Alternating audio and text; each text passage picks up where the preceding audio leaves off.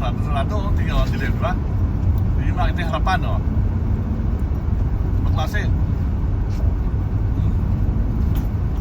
Hindi nyo nakikita masyado yung nasa harapan, mga kawiner. Sobrang baba ng hulap sa daanan. Ayan na, oh. Baka nakita nyo naman, di ba?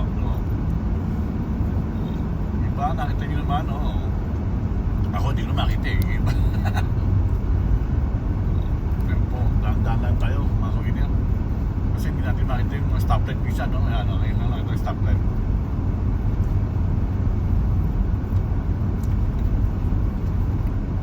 Sobrang bumaba lahat ng bulap sa buong town ng Anchorage. Daig pang ano, sa umagang-umaga sa Tagaytay o kaya sa ngayon, Baguio. Ito talagang hindi, oh. Ito, bagong sumisikitang buwan. Natin yung buwan na yun, oh.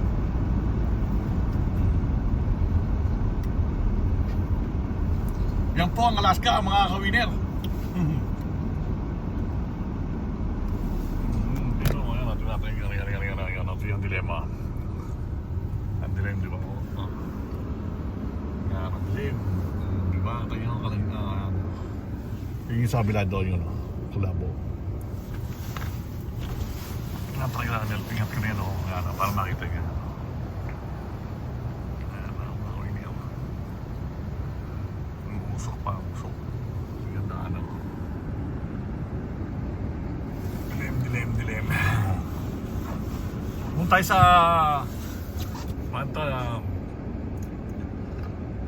Filipino restaurant. Hindi tayo ulam. Hindi tayo mapagluto, eh. Hindi ulam tayo luto na. Bibili ako dalawang putahe, tapos matagal na kainin nga. 2 araw, 3 araw ko na kainin nga. Okay, napulo ulit tayo. Ayan, balik tayo ngayon.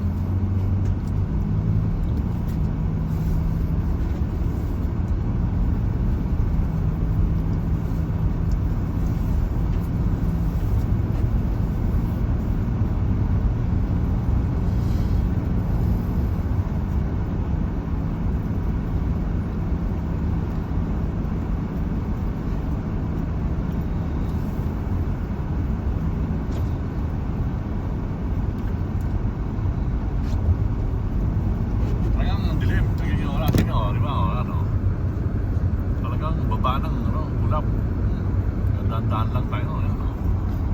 Sigat lang yung mga kawiner, oh. Dilim. Hindi mo nakita yung masakyan, oh.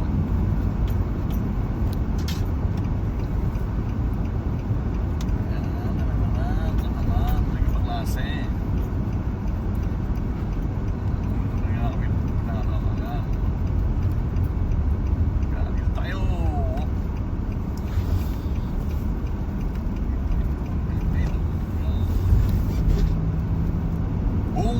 Anchorage ng Alaska ay bumaba ang ulap, mga kawiner. Nandito na tayo sa tindahan ng mga Filipino food. Ayan po tayo. Dami tao na namimili.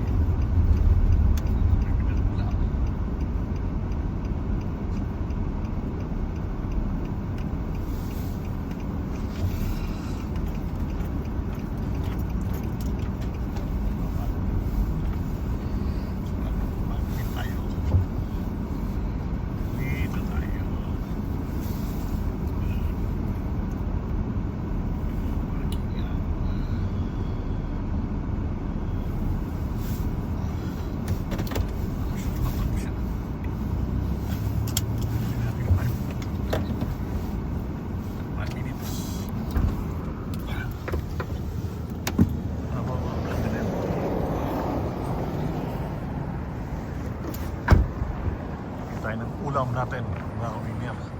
Ito nyo ang ulam, oh. Diba, ulam po, may araw, buwan. May araw ang buwan niya, no?